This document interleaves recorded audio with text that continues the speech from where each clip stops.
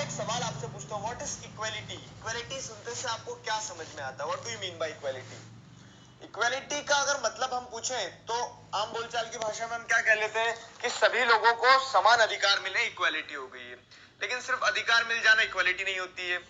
जैसे जैसे हमारे कॉन्स्टिट्यूशन में क्या दिया है, कॉन्स्टिट्यूशन में ये प्रोविजंस है कि सभी इक्वालिटी बिफोर लॉ, मतलब सभी को कानून समान नजरों से देखेगा। ठीक है, कानून देखता भी है समान नजरों से, लेकिन हम देखते हैं कि आए दिन ऐसी कहानियां सुनते हैं, हम आए दिन ऐसे इंसिडेंसेस सुनते हैं कि जहां पे क्या होता है, जिसके पास पैसा होता है वो बच जाता है, या फिर पैसे के दम पर चीजें बदल दी जाती है। तो क्या ये इक्वालिटी है? नहीं है। तो उसी सेंस में क्या है, अब जैसे हम बात करी जाए कि फैसिलिटी की, एजुकेशन फैसिलिटी की, तो गवर्नमेंट स्कूल में जो एजुकेशन मिल रहा है और प्राइवेट स्कूल में जो एजुकेशन मिल रहा है, क्या उसमें इक्वालिटी है? नहीं है।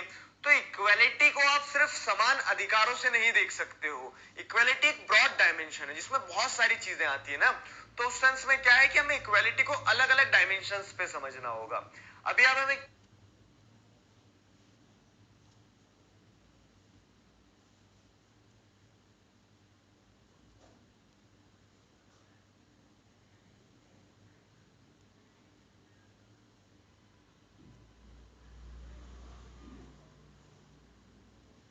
Equality in its various forms, equality को पढ़ेंगे हम उसके अलग अलग वेरियस फॉर्म्स में कि इक्वालिटी क्या होती है। तो वोटिंग राइट से समझेंगे, on the basis of caste, on the basis of religion, equality and equality, किस तरह से लोग डिस्क्रिमिनेशन फेस करते हैं, वो सारी चीजें।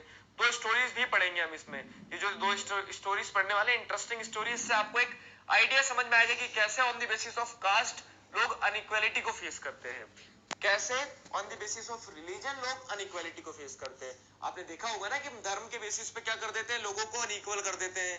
हम कास्ट के बेसिस पे लोगों को अनइक्वल कर देते हैं। तो वो सारी अनइक्वालिटी के डायमेंशंस हम समझेंगे।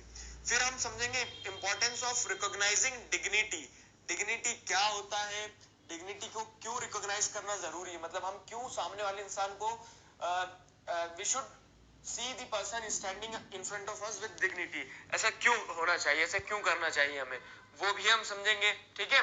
Equality in Indian democracy, Indian democracy में कितनी इक्वालिटी है, तो उस सेंस में हम क्या करेंगे, और अगर है तो कैसे आई है, गवर्नमेंट क्या काम कर रही है, गवर्नमेंट के द्वारा कैसे इक्वालिटी को इंश्योर किया जाता है कॉन्स्टिट्यूशन में, और उसके बाद में उसे कैसे प्रैक्टिस किया जाता है। यही सारी चीजें हम इस चैप्टर में पढ़ने वाले हैं। मिड डे मील स्कीम के बारे में पढ़ेंगे, और issue of equality in other democracy, जिसमें हम आपको रोजा पार्क की कहानी सुनाने वाले हैं। तो ये सारी चीजें हम इस चैप्टर में पढ़ेंगे। ठीक है। अब नेक्स्ट वीडियो से हम क्या करने वाले हैं, स्टार्ट करने वाले हैं equality in its various forms में।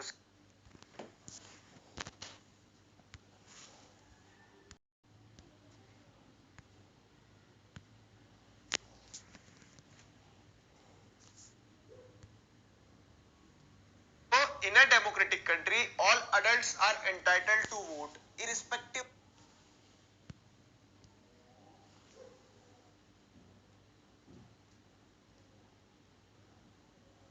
Of the caste, religion, sex etcetera. अब देखो क्या है, डेमोक्रेटिक कंट्री क्या होती है, जहां पर डेमोक्रेसी होती है। जैसे India is a democratic country हम बोलते हैं, तो इंडिया में डेमोक्रेसी है। अब हम क्या देखते हैं कि वर्ल्ड वाइड जितनी भी डेमोक्रेटिक कंट्रीज है, सारी डेमोक्रेटिक कंट्रीज में अधिकतर इक्वल वोटिंग राइट होते हैं। इक्वल वोटिंग राइट मतलब क्या है कि सभी लोगों को वोट देते समय इक्वलिटी इंश्योर की जाती है कि आपका वोट भी उतना ही वैल्यू करेगा, मेरा वोट भी उतना ही वैल्यू करेगा।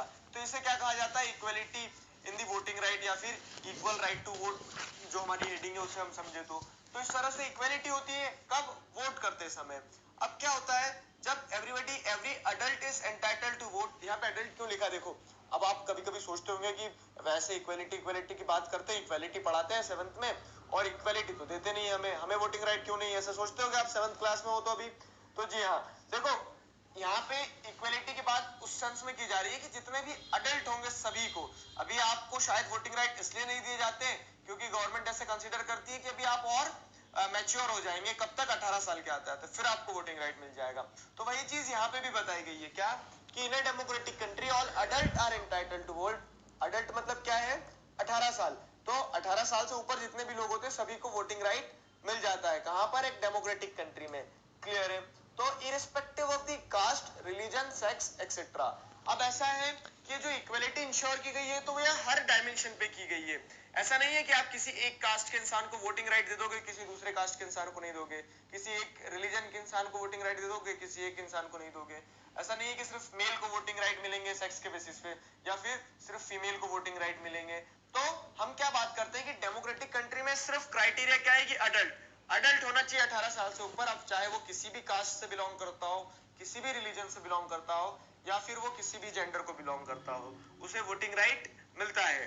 ठीक है, तो ये एक डेमोक्रेटिक कंट्री की स्पिरिट होती है, एक डेमोक्रेसी की स्पिरिट होती है। और इसी सेंस में हम क्या बोलते हैं कि इक्वलिटी इंश्योर की जाती है कहां पर? वोटिंग में। वोटिंग राइट्स जो रहते हैं तो इक्वल वोटिंग राइट्स मिलते हैं। अब इसी सिस्टम को क्या कहा जाता है? यूनिवर्सल अडल्ट फ्रेंचाइजी कहा जाता है। ठीक है, इस सिस्टम को हम क्या कहते हैं? Universal adult franchise. Universal adult franchise का मतलब क्या होता है कि when equal rights are provided to all the adults, ठीक है, irrespective of their caste, religion, sex, etc. तो वो यूनिवर्सल अडल्ट फ्रेंचाइजी हो जाता है। जैसे इंडिया ने यूनिवर्सल अडल्ट फ्रेंचाइजी अडॉप्ट किया है, तो जिसके चलते हम हमारी कंट्री के सारे सिटीजन्स को क्या देते हैं? इक्वल वोटिंग राइट देते हैं। उसी तरह से अलग अलग वर्ल्ड के अलग अलग पार्ट में क्या है, यूनिवर्सल अडल्ट फ्रेंचाइजी को अडॉप्ट किया गया डेमोक्रेटिक कंट्री में, जहाँ पे सभी अडल्ट्स को इक्वल वोटिंग राइट रहते हैं। क्लियर है? तो वो यूनिवर्सल अडल्ट फ्रेंचाइजी होता है। अब यूनिवर्सल अडल्ट फ्रेंचाइजी में एक और चीज अगर हम देखें तो क्या होता है? The idea of universal adult franchise is based on the idea of equality. तो यूनिवर्सल अडल्ट फ्रेंचाइजी का आइडिया किस चीज पर बेस्ड है? इक्वलिटी पर बेस्ड है। मतलब हम हर इंसान को क्या करेंगे? समान नजरों से देखते हैं, या फिर जब वोटिंग राइट की बात की जाती है तो सभी को इक्वल वोटिंग राइट दिए जाते हैं।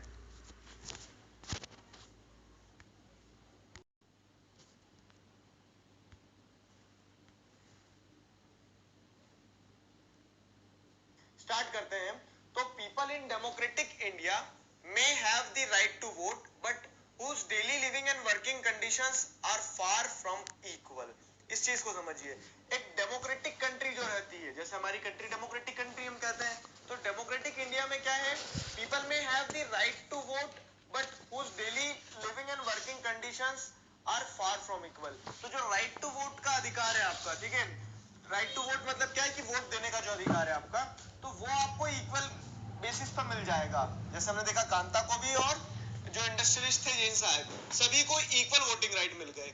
लेकिन उनकी जो लाइफ है, ठीक है, उस daily living and working conditions are far from equal. लेकिन उनकी जो लाइफ कंडीशंस होती है, लिविंग कंडीशन होती है, वर्किंग कंडीशन होती है, उसमें तो बहुत ज्यादा इनइक्वालिटी एग्जिस्ट करती है। जैन साहब एक अच्छी जगह पर रहते हैं, उनके पास पैसा है, तो वो इलाज अपना अच्छे से करवा सकते थे। लेकिन कांता की अगर आप कहानी देखोगे तो कांता क्या करती थी? कांता को मतलब उसकी जो लिविंग कंडीशन थी, या फिर कह सकते हैं वर्किंग कंडीशन थी, उतनी अच्छी नहीं थी। बीमार होती थी अगर उसकी बेटी, तो उसको लाइन में लगना पड़ता है, सारी चीजें। तो वहां पर इक्वालिटी मिली है क्या? वहां पर इक्वालिटी नहीं है ना। तो उस सेंस में क्या है कि लोगों को आप एक डेमोक्रेटिक कंट्री में, जैसे हम डेमोक्रेटिक इंडिया की अगर बात करें, तो राइट टू वोट तो मिल गया, लेकिन अनइक्वालिटी फिर भी एग्जिस्ट करती है।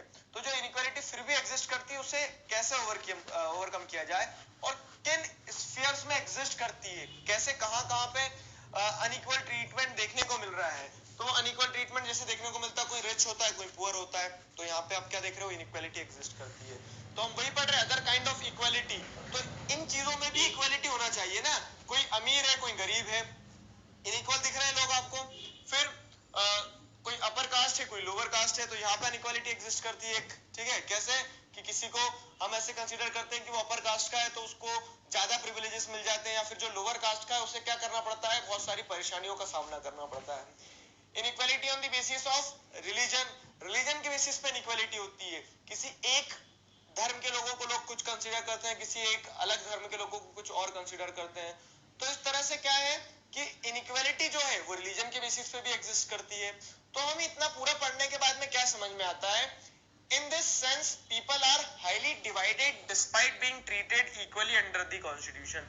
तो जो कॉन्स्टिट्यूशन होता है, कॉन्स्टिट्यूशन तो आपको क्या कर रहा है? इक्वली ट्रीट कर रहा है। कैसे इक्वली ट्रीट कर रहा है? कॉन्स्टिट्यूशन आपको उस नजर से देखता है कि हमारे सारे सिटीजन हमारे लिए क्या है? इक्वल होते हैं। जी हाँ, और कॉन्स्टिट्यूशन में प्रोविजंस भी है कि कॉन्स्टिट्यूशन इक्वलिटी इंश्योर करता है, सभी लोगों को इक्वलिटी दी जाए, ये कॉन्स्टिट्यूशन कहता है।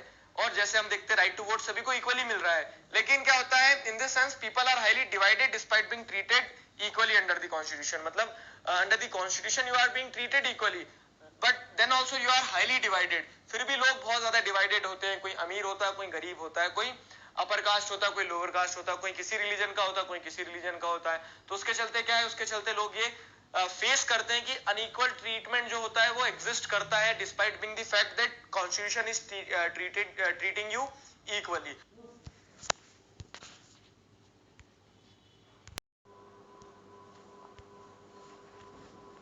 क्या होता है डिग्निटी?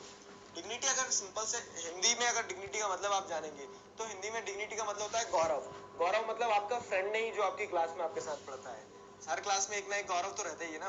तो गौरव का मतलब यहाँ पे ये है कि आत्मसम्मान या फिर आन बान जिसकी बात करते हैं ना, तो हर हर इंसान का एक अपना आत्मसम्मान होता है, गौरव होता है, एक उसकी प्रतिष्ठा होती है, एक उसकी सेल्फ रिस्पेक्ट होती है, वो होता है डिग्निटी। अब क्या होता है कि जब आप किसी को अनइक्वल ट्रीट करते हो तो आप उसकी डिग्निटी को हर्ट कर रहे हो ना। तो यहाँ पे अब सवाल क्या आता है कि अब जब आप लोगों को इक्वली ट्रीट करोगे तो you will recognise their dignity. आप लोगों को इक्वल ट्रीट करो, आप उनकी डिग्निटी को रिकॉग्नाइज कर लोगे। तो वही चीज यहाँ पे बताई गई है। The reason behind the unequal treatment क्या हो सकते हैं? बहुत सारे हो सकते हैं, मल्टीपल रीजन हो सकते हैं कि हम देखते हैं कि सोसाइटी में लोगों को अनइक्वली क्यों ट्रीट किया जाता है। तो कास्ट के बेसिस पे किया जा सकता है, रिलीजन के बेसिस पे, क्लास के बेसिस पे, बैकग्राउंड के बेसिस पे, अलग अलग कारण है, किसी भी कारण पे। जैसे हमने देखा ओम प्रकाश वाल्मीकि को अनइक्वल ट्रीटमेंट क्यों फेस करना पड़ा था? कास्ट के बेसिस पे। वाल्मीकि को क्या करना पड़ा था? अनइक्वल ट्रीटमेंट क्यों फेस करना पड़ा था? रिलीजन के बेसिस पे। वैसे ही कोई क्लास के बेसिस पे करता है। क्लास मतलब ऐसा मत कंसीडर कर देना कि 8th क्लास के बच्चे और 7th क्लास के बच्चों के बीच में डिस्क्रिमिनेशन हो रहा है। क्लास मतलब क्या है कि कोई रिच होता है, कोई पुअर होता है, तो उनकी क्लास के बेसिस पे क्या किया जा रहा है। क्लास का मतलब ये है, ठीक है, 9th 10th 6th 7th में जोड़ने लगना। तो उस बेसिस पे क्या है, अनइक्वल ट्रीटमेंट होता है। बैकग्राउंड के बेसिस पे, बैकग्राउंड मतलब क्या है कि कोई मान लो एजुकेटेड फैमिली से आता है, कोई अनएजुकेटेड फैमिली से, कोई गांव से आता है, तो हम दोनों को अनइक्वल और इक्वल की पर्सपेक्टिव से देखने लगते हैं। तो ये मल्टीपल रीजंस हैं जिसके चलते people are facing unequal treatment, ठीक है। तो reason behind the unequal treatment, these are the reasons. हम क्या कर सकते हैं? तो मैंने आपको भी एग्जांपल बताया, जैसे ओम प्रकाश वाल्मीकि और रिलीजन के बेसिस पे क्या अंसारी की कहानी। तो ये इन लोगों ने अनइक्वल ट्रीटमेंट को सफर किया। अब क्या होता है, when person are treated unequally their dignity is violated. और इसी तरह से अगर आप किसी को अनइक्वली ट्रीट कर रहे हो, आप किसी के साथ में कह सकते हो कि अनइक्वल ट्रीटमेंट कर रहे हो, तो उसके चलते एक इंसान की डिग्निटी हर्ट होती है। डिग्निटी मैंने आपको भी समझाया। जैसे अब क्या होता है, चलो एक एग्जांपल लेते हैं हम, ठीक, हम लोगों का एग्जांपल लेते हैं, क्या कि आपकी कास्ट कुछ है, मेरी कास्ट कुछ है। अब हम क्या हो रहा है कि अगर हम दोनों एक साथ जा रहे हैं कहीं पे और कोई हमें मान लीजिए आपकी कास्ट वाला इंसान है, तो वो आपको फेवर दे रहा है, मुझे फेवर नहीं दे रहा है, तो मुझे क्या हो रहा है, अनइक्वली ट्रीट किया जा रहा है यहाँ पर। अब जब अनइक्वली ट्रीट किया जाएगा तो मेरी डिग्निटी हर्ट हो जाएगी, मतलब मुझे, मेरे गौरव को ऐसा लगेगा, गौरव मेरा फ्रेंड नहीं, गौरव मतलब मेरे आत्मसम्मान को, ठीक है, जो मेरी सेल्फ रिस्पेक्ट है, उसे ऐसा लगेगा कि यार ये तो गलत है। क्यों? क्योंकि मैं अनइक्वल कास्ट की, मेरी कास्ट अलग है, इसका मतलब ये थोड़ी ना कि आप मुझे कुछ भी ट्रीट करोगे। तो वो अनइक्वल ट्रीटमेंट जो होता है, तो वो क्या करता है, इंडिविजुअल्स की डिग्निटी को हर्ट करता है, there dignity is violated. I hope अब आप इस तरह से सिर नहीं खुजा रहे हैं, आपको समझ में आ गया है कि डिग्निटी कैसे वायलेट होती है, ठीक है। Due to this one feels as if he she is less than equal. अब जब आप किसी को अनइक्वली ट्रीट करते हो, किसी की डिग्निटी को वायलेट करते हो, तो सामने वाला इंसान क्या फील करता है पता है?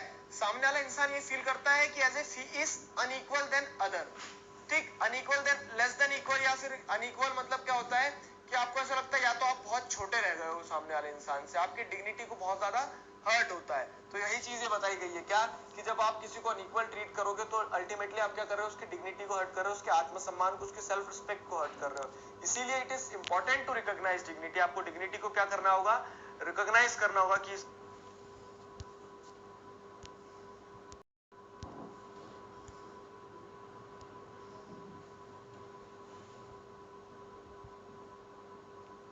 ठीक है। स्टार्ट करते हैं। तो Indian constitution recognises every person as equal in every sense. मतलब इंडियन कॉन्स्टिट्यूशन क्या करता है, इंडियन कॉन्स्टिट्यूशन हर इंसान को इक्वली ट्रीट करता है।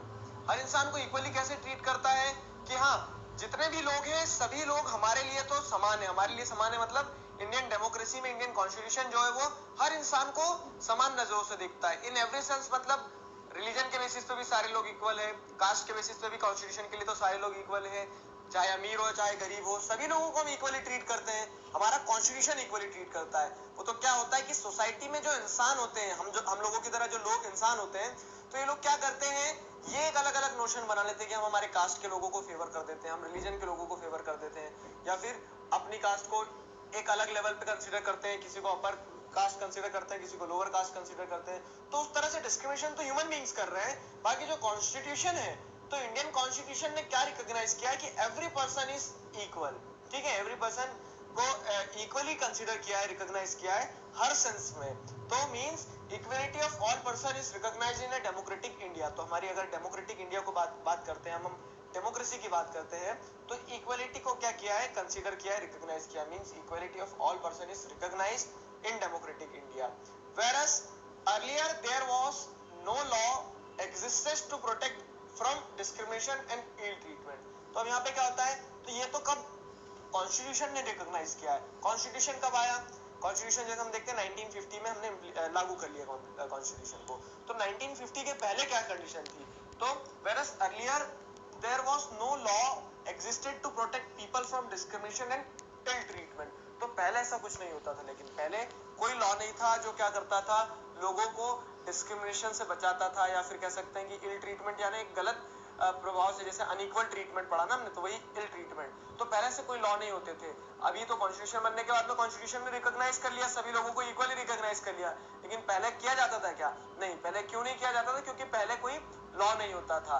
तो इक्वलिटी कहाँ रिकॉग्नाइज होती है, equality is recognised in democratic India. तो जो डेमोक्रेटिक इंडिया है वहां पर इक्वलिटी को रिकॉग्नाइज किया है। लेकिन जब डेमोक्रेटिक इंडिया नहीं था, जब कॉन्स्टिट्यूशन नहीं था, तो कोई लॉ नहीं थे। फिर अब कॉन्स्टिट्यूशन आने के बाद में ऐसे क्या लॉज आ गए, या फिर कॉन्स्टिट्यूशन ने किस तरह से रिकॉग्नाइज किया, ये सवाल उठता होगा आपके मन में, और यही क्वेश्चन आएगा आपके पेपर में भी। How does this equality is recognised in the constitution, या फिर what are the provisions in Indian constitution which ensures equality. Equality को कैसे इंश्योर किया जाता है इंडियन कॉन्स्टिट्यूशन के अंदर। ठीक है, तो ये तीन पॉइंट्स, अब तीनों पॉइंट्स को हम समझते हैं कैसे इंश्योर किया जाता है। Every person is equal before the law. पहला पॉइंट ये हमारा कॉन्स्टिट्यूशन क्या रिकॉग्नाइज करता है, हमारा कॉन्स्टिट्यूशन ये रिकॉग्नाइज करता है that every person is equal before the law. Before the law मतलब क्या होता है, इक्वल बिफोर द लॉ, ये समझाता हूं मैं आपको। लॉ मतलब समझते हैं ना आप, कानून जो होता है, कॉन्स्टिट्यूशन जैसे हो गया। तो हमारा कॉन्स्टिट्यूशन ये बोलता है कि चाहे वो कोई भी हो, मतलब चाहे वो अमीर हो चाहे वो गरीब हो, चाहे वो हिंदू हो चाहे वो मुस्लिम हो, चाहे वो सिख हो चाहे वो ईसाई हो, कोई भी इंसान हो, हर इंसान लॉ के सामने, कानून के सामने क्या रहेगा, इक्वल रहेगा। तो पहला पॉइंट किस तरह से इक्वलिटी इंश्योर की जाती है, किस तरह से इक्वलिटी को रिकॉग्नाइज किया जाता है इंडियन कॉन्स्टिट्यूशन में। तो पहला पॉइंट क्या बोलता है, every person is equal before the law. कानून के सामने हर इंसान क्या है, समान है। फिर no person can be discriminated on the basis of religion, race, caste, place of birth और जेंडर। दूसरी चीज ये है, हमारा कॉन्स्टिट्यूशन, ये हमारे फंडामेंटल राइट्स है। हमारा कॉन्स्टिट्यूशन क्या बोलता है कि कोई भी इंसान, किसी भी इंसान के साथ में किसी भी प्रकार का डिस्क्रिमिनेशन नहीं होना चाहिए। डिस्क्रिमिनेशन किस बेसिस पे, discrimination on the basis of religion, race, caste, place of birth और जेंडर। तो आप इन सारे बेसिस पे किसी के साथ में डिस्क्रिमिनेशन नहीं कर सकते हो। कौन नहीं कर सकता डिस्क्रिमिनेशन, कोई भी इंसान नहीं कर सकता। अगर आप डिस्क्रिमिनेशन करते हो, किसी से ऐसा बोलते हो कि आपको आपका रिलीजन दूसरा है और हम आपको क्या करते हैं, आपका अपार्टमेंट, हम अपना अपार्टमेंट नहीं देंगे, तो वो इंसान क्या कर सकता है, केस कर सकता है। क्यों, क्योंकि आपको कॉन्स्टिट्यूशन से बैकिंग मिली, आपको कॉन्स्टिट्यूशन से पावर मिली कि आपके साथ में डिस्क्रिमिनेशन नहीं होना चाहिए। ठीक है, फिर और अगर अगला पॉइंट देखें हम, तो every person should have an equal access to all public places. अब देखो क्या होता है पब्लिक प्लेसेस, मतलब क्या है पब्लिक प्लेसेस, यानी जैसे कह सकते हैं टेम्पल हो गया, ठीक, रेस्टोरेंट हो गए, रेस्टोरेंट नहीं, वो किसी के प्राइवेट स्पेस भी हो जाता है। तो वेल हो गया, जैसे पानी, कुआं होता है, कुएं में से पानी लेने जाते लोग, मंदिर हो गया, पार्क हो गया, ठीक है, रोड हो गए। तो ये सारी चीजें क्या है, ये सारी चीजें पब्लिक प्लेसेस है। अब क्या होता है, every person should have an equal access to all public places.